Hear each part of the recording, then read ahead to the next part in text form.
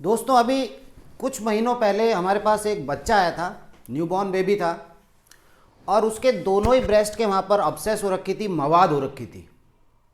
जब कारण का पता किया गया तो पता चला कि उसके जन्म से ही उसके वहाँ पर थोड़ी गांठ थी, और उन्होंने जो घर वाले हैं उन पेरेंट्स ने उसके लिए कोई मसाज वाली को रख रखा था।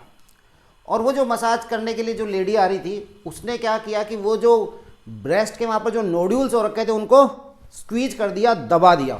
वो क्या निकालना चाह रही थी, लेकिन उसका रिजल्ट ये रहा कि उसकी वजह से वहाँ पर इन्फेक्शन हो गया और वहाँ पर मवाद पड़ गई।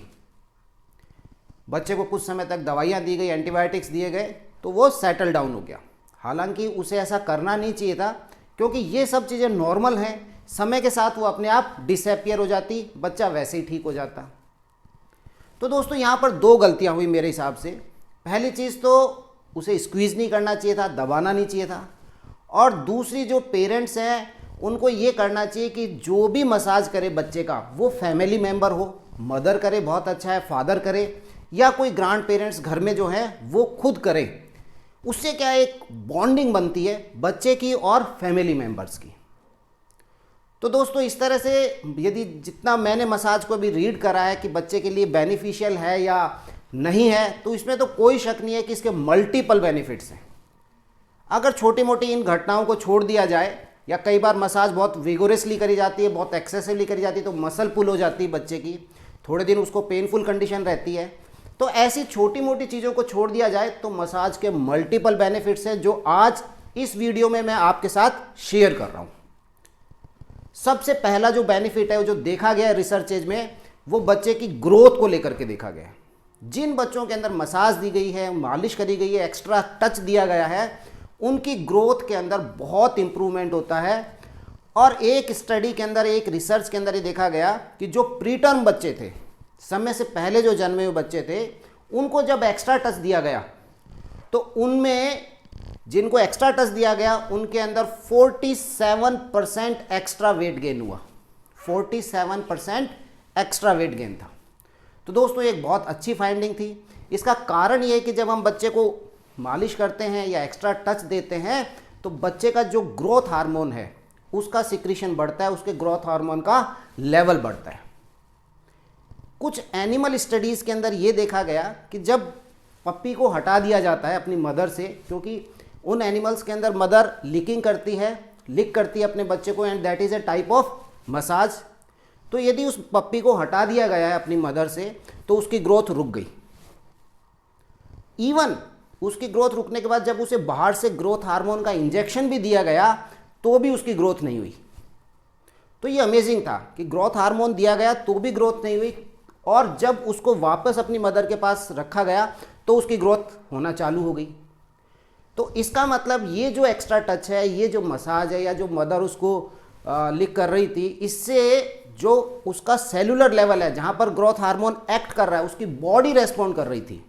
ग्रोथ हार्मोन तो हमने बाहर से दे दिया, लेकिन बॉडी ने उसे रेस्पॉन्ड नहीं करा। और सेम फाइंडिंग हमारे ह्यूमन बींग्स में भी देखी गई। जब बच्चे को माँ से अलग किसी वजह से हो गया या उसे एक्स्ट्रा टच नहीं दिया गया है तो उसकी ग्रोथ रुक गई, और इस कंडीशन को कहा गया psychosocial dwarfism. That is known as psychosocial dwarfism. तो बच्चे को जब वापस माँ के पास रखते हैं या उसे एक्स्ट्रा टच दिया जाता है, उसकी ग्रोथ फिर से स्टार्ट हो जाती है। तो पहला एक बहुत बड़ा और बहुत इंपॉर्टेंट, जो बच्चे के लिए एक बहुत अच्छी चीज़ है, कि जब आप उसे मालिश करते हैं, एक्स्ट्रा टच देते हैं, मसाज करते हैं, तो उसकी ग्रोथ बहुत अच्छी होती है। द सेकंड फाइंडिंग जो रिसर्चेज में देखा गया वो था बच्चे की ब्रेन की ग्रोथ।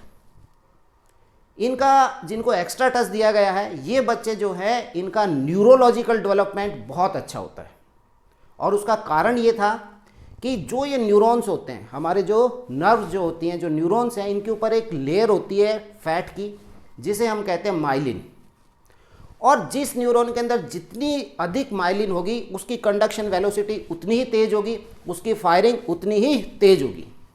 तो ये जो एक्स्ट्रा टच है, ये जो मालिश है, मसाज है, इसने उसकी माइलिन की जो लेयर है, ये जो फैट लेयर है, उसको बढ़ाया है, उसको एनहांस करा है।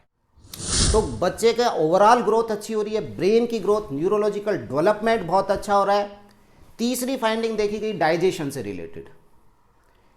कई बार देखा गया था कि जो बच्चे इरिटेबल कॉलन सिंड्रोम या एक्सेस कॉलिक से परेशान रहते हैं, जब उनको मसाज दिया जाता है तो उनके कॉलिक का जो है वो कम हो जाते हैं वो एपिसोड्स, उनका डाइजेशन अच्छा रहता है, डाइजेस्टिव हार्मोन्स जो हैं इनका सिक्रीशन अच्छा होता है।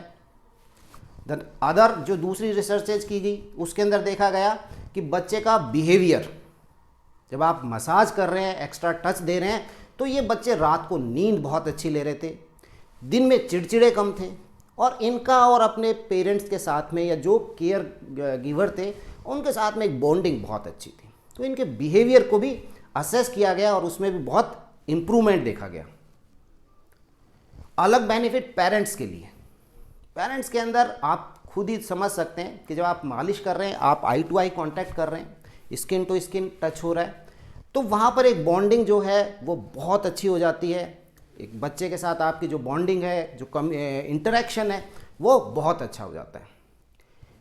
ये देखा गया कि किसी मेडिकल कंडीशन की वजह से यदि बच्चा माँ से अलग हो गया है कुछ समय के लिए और उसे वापस मदर के पास जब वो आता है और फिर उसकी मालिश करी जाती है, मसाज दिया जाता है, तो वो एक रिकनेक्शन में बहुत बड़ा रोल प्ले करता है।